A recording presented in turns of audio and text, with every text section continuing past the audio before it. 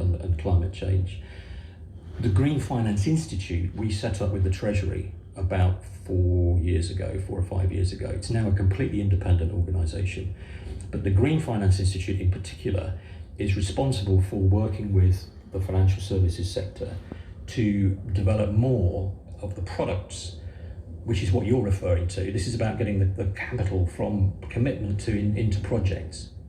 Over at Carbon Tracker, Mark Campanelli acknowledges that London is a centre of innovation in this field. We are quite rightly a financial centre for what's called green bonds. So when companies want to borrow from the fixed income markets to invest in green projects, we're doing more of those than we've ever done before. And that's true. We've got more fund managers that are leading the way, launching investment products for the public and for pension funds that invest in green companies. So we are doing that very well, but it's a bit like sort of walking down a downward going escalator and having to run back up again because you've got fossil fuels pushing in one direction and green the other. Green bonds attract individuals and institutions trying to make their portfolio more environmentally friendly. But Louise Cooper from Kingston University worries that they aren't what they seem.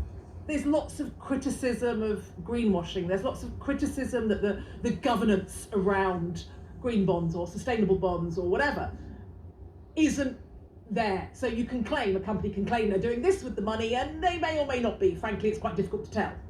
So I'll put this to you, okay? So Air France has issued a green bond, okay? Or sustainable one, sustainably linked bond. So Air France, we all know that airlines are some of the worst polluters, right? We really should not be flying, or even though we all love going on our summer holidays, right? But we really, really shouldn't be flying. So Air France is issuing a bond that can be bought by sustainable investors. Well, isn't that odd, right? Well, they would say, and car companies as well, right? Let's move on to car companies. But they would say, well, no, because we're linking it to our commitment to reduce carbon. Well, you could argue that's a good thing, but then you could also argue by reducing carbon, you're reducing your fuel bill, and you'd be doing that anyway.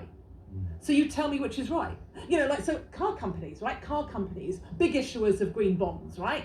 Should a traditional car company that makes petrol and diesel engines and puts them in cars, should they be issuing green bonds? They've been huge issuers of green bonds. I didn't know they were. They are massive issuers of green bonds, right? They're issuing green bonds to catch up with Tesla. Well, or even sovereigns, nation states issuing green bonds. So if you look at the UK, the UK government's been issuing green bonds for the last couple of years, and it's things